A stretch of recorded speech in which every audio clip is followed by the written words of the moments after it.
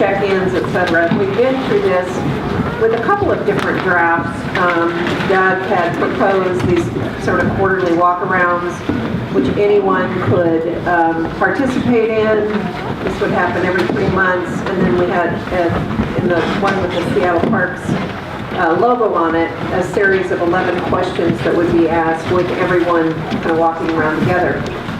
And one of the comments from the last time, when we started with the first draft of this, was all this stuff is negative. You're only looking for the negative stuff. You're not monitoring for the positive benefits. So Doug and I added some questions in there and did a little bit of fiddling again on the original 11 questions. And then Sarah, just yesterday, I think, or maybe this morning, sent her ideas in for the evaluation process, which I thought were some really great ideas. So Sarah, why don't we let you kind of talk about what you had in mind here. And this one is called Quarterly Evaluation of Chiste Trails Project. And talk about what you were thinking about here, and then we can all weigh in with any additional comments or suggestions. And I'd like to get your comments tonight, and then Doug and I will work on what I hope is kind of a final version of how the monitoring will take place, and what kind of questions will be asked, and what we'll be looking for. So, Sarah, go ahead. Well, I'll try to be brief. You have this in front of me. I really have 2 points. One of them is that my first paragraph, that we really need in measurement, we really need to have a baseline. We need to know, and I think I use pass fail, but at some point this is a 3-year evaluation and we're going to need to say yes or no. So we need to make sure that we've defined measures against something and a percentage, that we really can measure something. I don't want to see this coming out. I've got nuts. I'm not going to say more about that. Then the other areas, I just tried to think more expansively about what the uses might be and what the possible impacts might be. And I'm really interested in kind of the social and the community aspects of this trail. And so I thought some exploration in terms of who's using it, where are they coming from. We've talked about, I'm sorry Ed's not here, he talks about this a lot. I mean, is it really local neighbors who are using it? Are people coming from outside? And then even some discussions about, where are they coming from background-wise? Who are they? What are their ages? How's this trail being used? Because there's been so much discussion about that, I think it would be useful. Now I'm getting too long-winded, but right now I'm participating in an advisory council for the Parks Department, and we're doing a survey about the use of tennis courts, and they're actually having some of us as volunteers walk around like some of the SDOT people have, and you carry an iPad and you actually talk to people or have them fill out things so that you get some live participation, some interaction with people.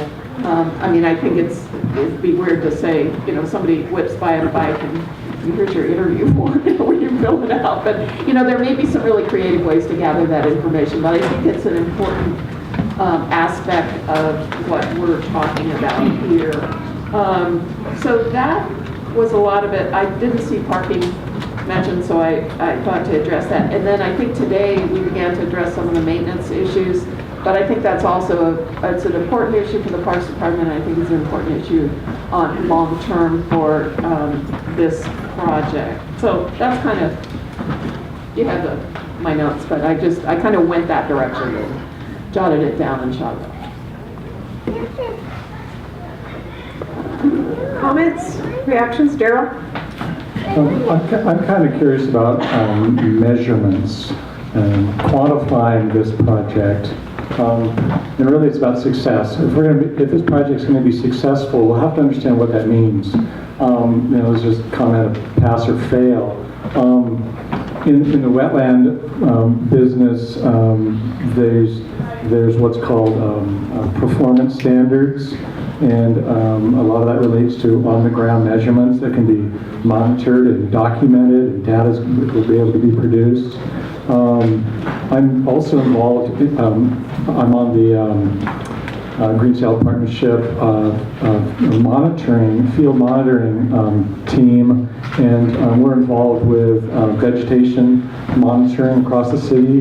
That program has apparently has been stalled out, and I'm curious if we can use that as sort of analysis to take a look at this Tuesday project. And I think the first thing would be to have some baseline work and identify actually what's out there from a vegetation standpoint, from bare soils, from impervious surfaces, a variety of measurements that would tell us what we have now before this project even starts. And then as we get into it, we can see how those measurements change over time. I highly encourage that effort. It could be what we do with the forest monitoring program is we do circular plots of 1/10 of an acre, and maybe in this case for trails, it could be a linear plots that would be follow the trail corridor, and we could measure vegetation, bare soils. We could measure invasive species. There's a lot of concern about that, and a lot of discussion. And things like social trails there could be a number put on. Thanks. Margaret? In relationship to your number 4 that you have here, could we add the impact that it might have on during the nesting season? And how do you control that?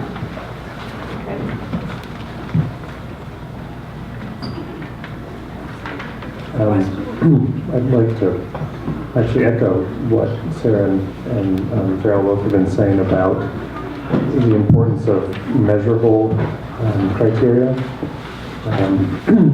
because I think it's critical that we can, and I don't know if I necessarily agree with it being a pass-fail, but at least be able to monitor development over time. I also am really interested in baseline information, particularly in that we have enough of it to adequately understand what we see afterwards. For instance, if we could maybe get 2 data points prior to the project being implemented, so we, for instance, don't just see what's going on in winter. I think that would be of value, particularly when looking at social considerations of things that are highly seasonal. And I think that baseline is going to be really critical for the range of things we've been talking about. And, you know, if there's social trails when it's all said and done, I don't want that to be considered just a failure because we didn't look to see that there was actually more prior, for instance. And I think that same line of thinking can be applied to practically everything we look at. My other inquiry would be about more specifics around the data collection methods, something Darrell brought up. Are we talking just a walk of the new trail, or are we talking looking at the impacts throughout the site? What's the geographic scope that's included there, and what's the relevance of what we pick? I think those are important questions to be looking at. Can you say that again? I guess what I'm saying is, are we limiting the impact to be based specifically along the trail corridor? Are we looking at what the impact of what the changes are in the middle of the site, for instance, or perhaps across the street from the site? You know, I don't know what it might be, but there's chances that the impact on places beyond the exact trail itself are measurable and significant, either positive or negative.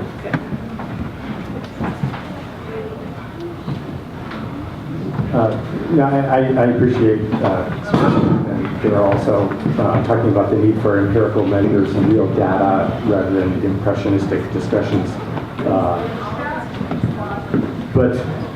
And so I support that. At the same time, field studies, random interviews, surveys, that's a resource-intensive process, and those resources have to come from somewhere. So I don't know how there would be budgeting for that and where that money is going to come from.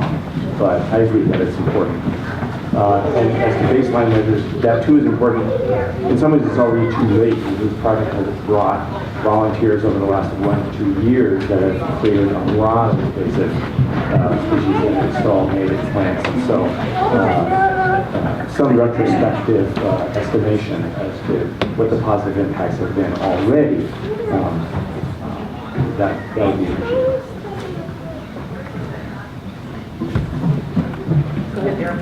Tom, I think there's actually a good way to look at that is through VMP, the Vegetation Management Plan. They had dozens and dozens of plots, vegetation plots established, and there is some actually pretty good information there, and I think we talked about this earlier on, and so you could compare those to current conditions. Melanie? Yeah, I just want to agree with Tom and say that I think that when I look at this list, and thank you, Sarah, for adding to it, I think we've got kind of 2 different types of measurements that will have to happen. One will be like a kind of field survey that has kind of the particulars of wildlife and might be done on a regular basis. The other aspect would be having like maybe a sign-in box or something like that, so every user that comes in can talk about, you know, why they came and what they did at the trailheads, so that we're also not relying on, you know, volunteers that may sporadically collect data. We can actually have the trail users provide some data.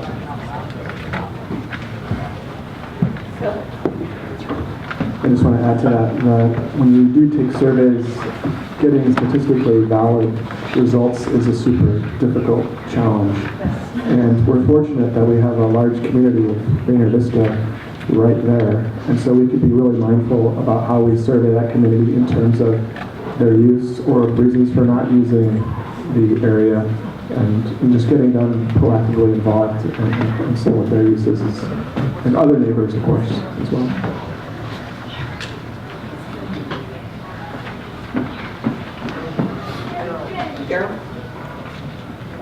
I think it would also be useful if we could get some sort of some quantified measurements of the trail itself that's been presented to us currently. We don't have really any idea how many linear feet of trail we have. It'd be really great to know.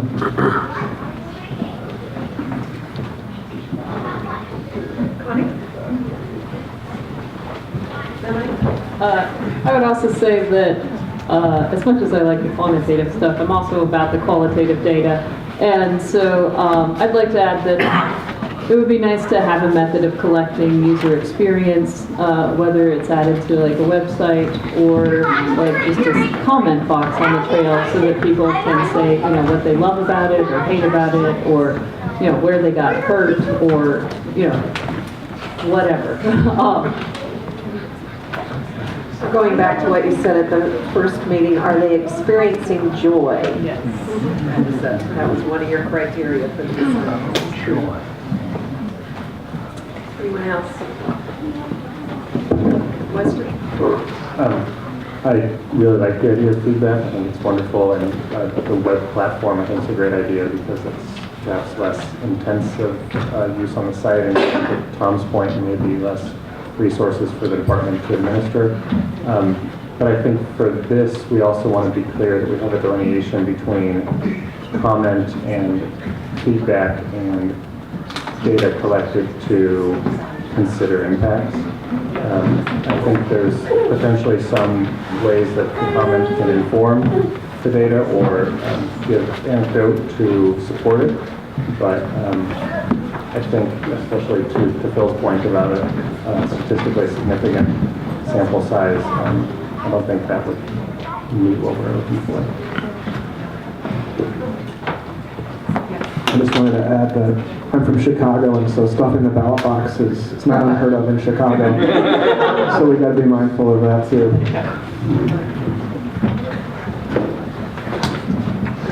I'm thinking more about sort of the performance standards and, it's kind of trying to picture a way of kind of describing that. And there are examples of other projects around the city where they may make a measurement and say, call out something, and don't quote me on this, but something like 25 square feet of bare soil would actually then, if it's observed, then it would trigger a series of steps along the lines of maybe replanting, mulching, and monitoring and caring for that 25 square feet through a multi-year process to see if it actually changes. Providing stepping stones for these for success, I guess, is what I'm looking for.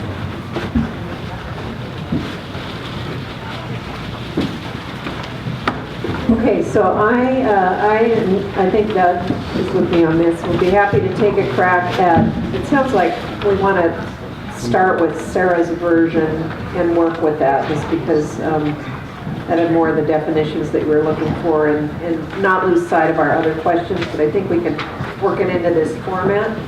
And I'm happy to take a stab at what is qualitative versus quantitative measures and do some of that writing, but I'm wondering if those of you who know more about baseline, performance standards, that kind of thing. Daryl, can you give me some specifics about that, for example? You just mentioned the 25, like where in the city is that happening? What could we draw from? What could we use? The project I referred to at 25 feet, it was a trigger, is actually at Yesler Small on University of Washington property where they're currently building an elevated walkway through a wetland. It's worth everyone taking a look at.